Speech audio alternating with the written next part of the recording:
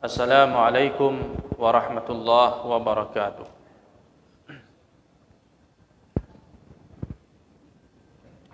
Alhamdulillahi rabbil alamin. Wassalatu wassalamu ala ashrafil anbiya'i wal mursalin wa ala alihi wa sahbihi ajma'in. Amma ba'd. Kaum muslimin wal muslimat jamaah maghrib yang dirahmati Allah Subhanahu wa taala. Alhamdulillah kita kembali dipertemukan oleh Allah Subhanahu wa taala di majelis yang mulia ini. Sama-sama kita akan melanjutkan kajian berkenaan dengan syama'il Nabi Muhammad sallallahu alaihi wasallam. Kita sudah sampai pada bab ke-27 dari kitab Asy-Syama'il karya Al-Imam Tirmidzi rahimahullah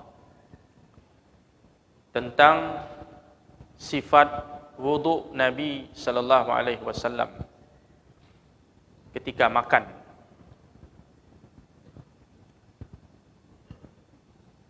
Jadi di dalam persoalan fikih, wudu itu ada dua makna. Dalam bab ini akan dijelaskan sifat wudu Nabi. Maksudnya wudu yang memiliki dua pengertian. Pengertian pertama secara bahasa, dan yang kedua secara syar'i atau secara istilah. Kadang-kadang di dalam hadis disebutkan kata wudu, tapi maksudnya wudu secara bahasa. Wudu secara bahasa maknanya itu adalah mencuci kedua tangan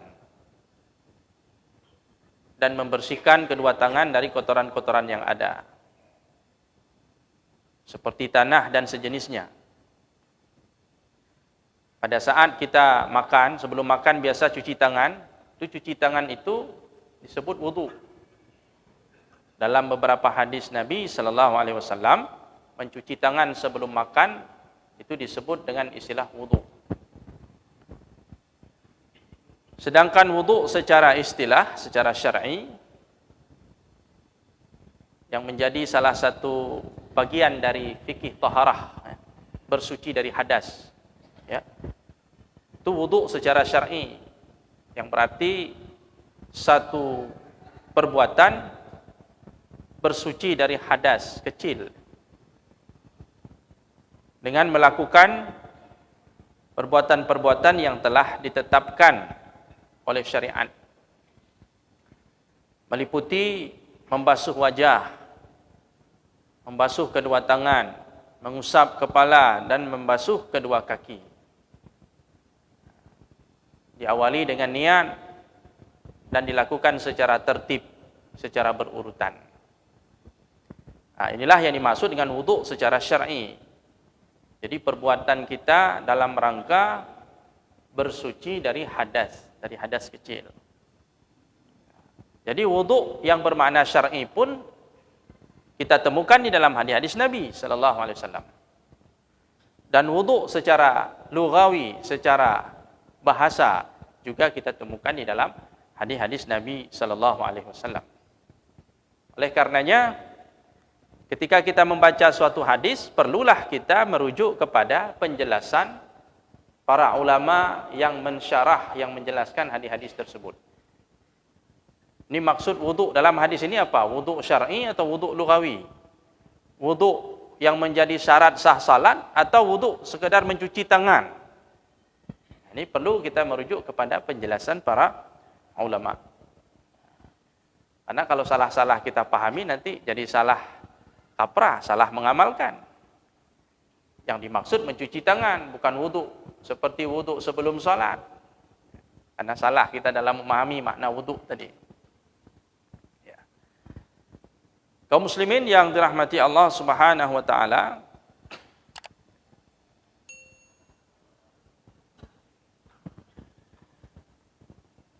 Kita lihat di sini beberapa hadis Nabi sallallahu alaihi wasallam yang dicantumkan oleh Al-Imam Tirmizi dalam bab ini. Yang pertama, hadis 185. Al-Imam At-Tirmizi meriwayatkan dengan sanadnya dari Abdullah ibni Abbas radhiyallahu anhuma. Dan hadis ini ada juga di dalam Sunan Abu Daud. Abdullah bin Abbas bercerita anna Rasulullah sallallahu alaihi wasallam kharaja minal khala. Suatu hari Nabi sallallahu alaihi wasallam keluar dari tempat buang air besar. Dari WC kalau kita sekarang. Faqurriba ilaihi ta'am. Maka kemudian dihidangkan kepada Nabi makanan. Faqalu, para sahabat bertanya kepada Nabi sallallahu alaihi wasallam, "Ala na'tika biwudu'in?" Ya Rasulullah, apakah kami perlu membawakan air wudu untuk Anda? Jadi ada istilah wudu, ada istilah wudu. Kalau wudu itu prosesnya, perbuatannya. Kalau wudu airnya. Makanya ada wudu di sana, isinya air deh. Wadu. Rupanya dari bahasa Arab itu. Wadu. Jadi wadu'un, fathahkan waw, artinya air yang digunakan untuk berwudu. Sedangkan wudu perbuatannya, prosesnya membasuh tangan, membasuh wajah, mengusap kepala, itu wudu. Jadi dalam bahasa Arab ini kadang-kadang hanya gara-gara baris makna bisa berubah. Janazah itu orangnya. Kalau jinazah, kerendahannya papan tempat ditaruh jenazah. Jadi janazah itu kan fathah, ja, yang di atas itu orangnya. Jinazah kasrah yang di bawah, kerendahannya. Jadi enak aja ingatnya itu, mudah. Ini janazah berarti orang. Ini jinazah, jinazah itu berarti tempat tidur jenazah. Ya. Janazah, jinazah. Wudu, wudu. Nah, maka jangan salah-salah baca bahasa Arab. Makna bisa berubah 180 derajat. Burrun, birrun, barrun. Burrun, gandum. Birrun, kebaikan. Barrun, daratan. Darat, gandum, kebaikan. Jauh ya? Padahal hanya berubah kasrah, fathah, dhammah. Ya. Makanya ini orang baca kitab kuning itu seninya di situ ya. Dia tahu membaca ini, bacanya fathah atau kasrah atau dhammah. Kemungkinan ketiga-tiganya ada, tapi lihat konteksnya, mana yang lebih tepat. Konteks pembicaraannya tentang apa. Sehingga kita bisa menentukan, ini bacanya barrun, birrun, atau burrun. Ini kita bacanya wadu atau wudu. Ini bacanya janazah atau jinazah. Perlu ilmu dia. Kaum muslimin yang dirahmati Allah Subhanahu wa taala, para sahabat bertanya, "Ala na'tika biwudu'in?" Ya Rasulullah, apakah perlu kami membawakan air wudu untuk Anda? Jadi sahabat ini dia betul-betul dia ingin berkhidmat kepada Nabi sallallahu alaihi wasallam. Mau siapkan semuanya untuk Nabi sallallahu alaihi wasallam. Ini bentuk kecintaan sahabat kepada Rasulullah sallallahu alaihi wasallam.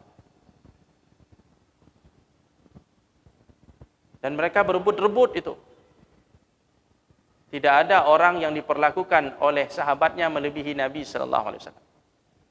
Ada seorang tokoh Quraisy, orang musyrikin waktu itu melihat bagaimana Nabi diperlakukan oleh sahabatnya. Dia katakan, "Aku sudah melihat semua raja di dunia ini. Raja Romawi, Kaisar Persia, sudah saya lihat. Saya sudah bertemu dengan mereka semua. Tapi tidak ada orang yang dimuliakan oleh pengikutnya seperti sahabat Rasulullah memuliakan Rasulullah sallallahu alaihi wasallam. Jadi mereka memuliakan Nabi betul-betul dengan rasa cinta, mahabbah, bukan karena keterpaksaan. Betul-betul cinta kepada Rasulullah sallallahu alaihi wasallam. Sehingga mereka ingin Rasulullah itu jangan lelah, jangan capek sedikit pun, biar mereka yang siapkan.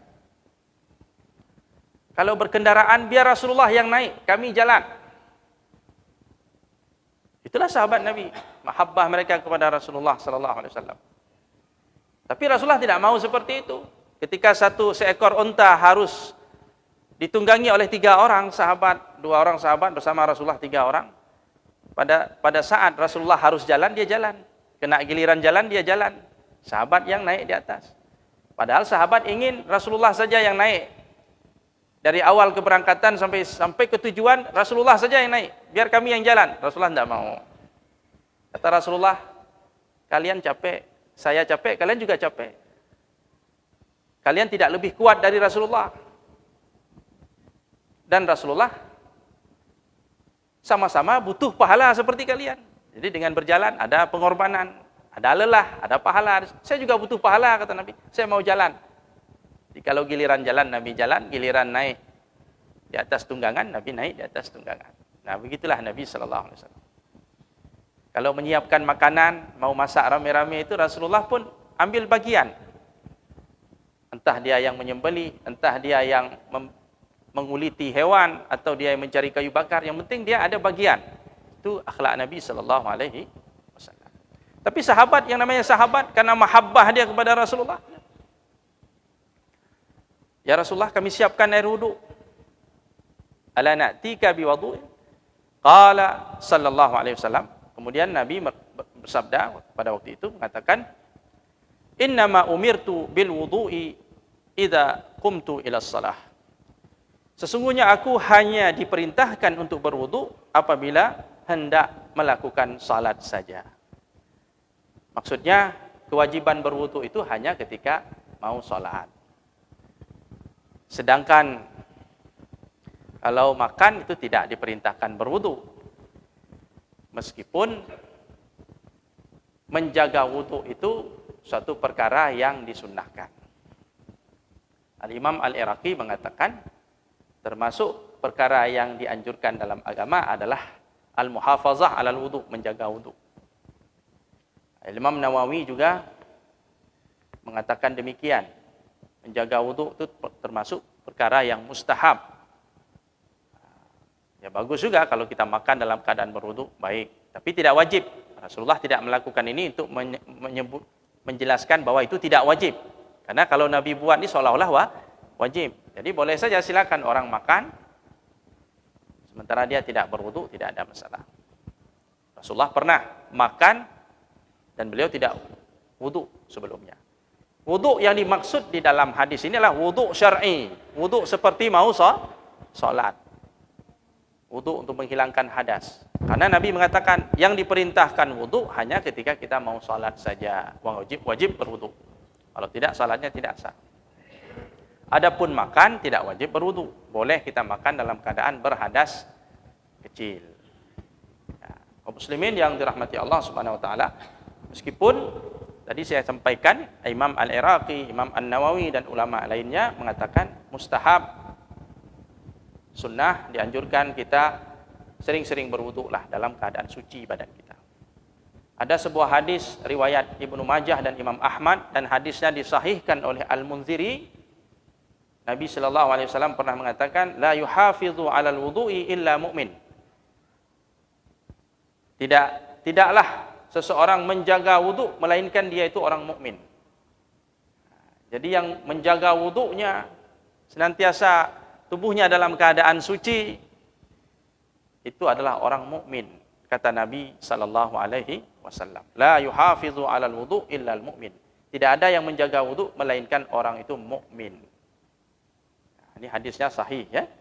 Jadi dianjurkan memang kita sering-sering berwudu walaupun tidak dalam keadaan mau salat. Di luar salat pun kita setiap kali berhadas kita berwudu. Apalagi menjelang tidur, kita mau tidur berwudu dan seterusnya. Terutama orang yang kondisinya dalam keadaan junub, berhadas besar. Pada saat dia mau tidur, ini ceritanya belum mau mandi ini.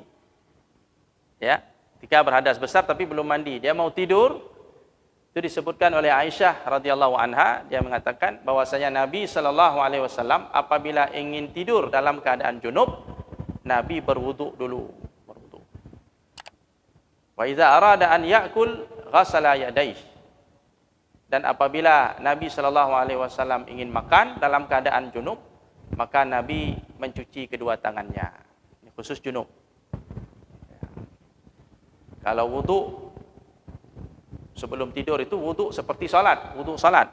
Tapi kalau wudu sebelum makan maksudnya mencuci tangan, mencuci kedua tangan pada saat beliau dalam keadaan junub. Ini ada hadis dari Aisyah radhiyallahu anha.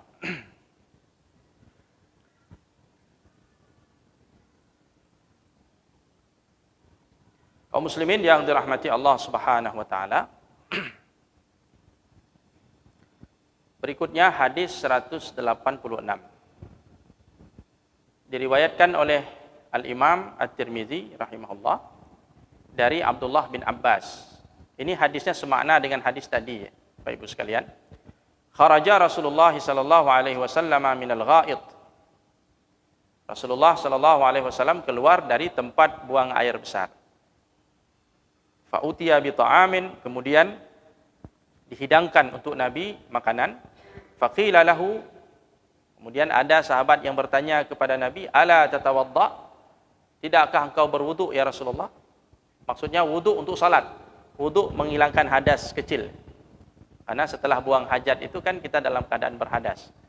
Ala tatawadda? Tidakkah anda berwudu ya Rasulullah? Faqal, maka Nabi bersabda, a usalli fa atawadda? Apakah aku ini akan salat sehingga aku harus berwudu? Jadi Nabi waktu itu tidak berwudu. Dikarenakan Rasulullah ingin menjelaskan bahwa berwudu itu tidak wajib ketika akan melakukan aktivitas selain salat. Kalau salat baru diwajibkan berwudu. Selain daripada itu tidak.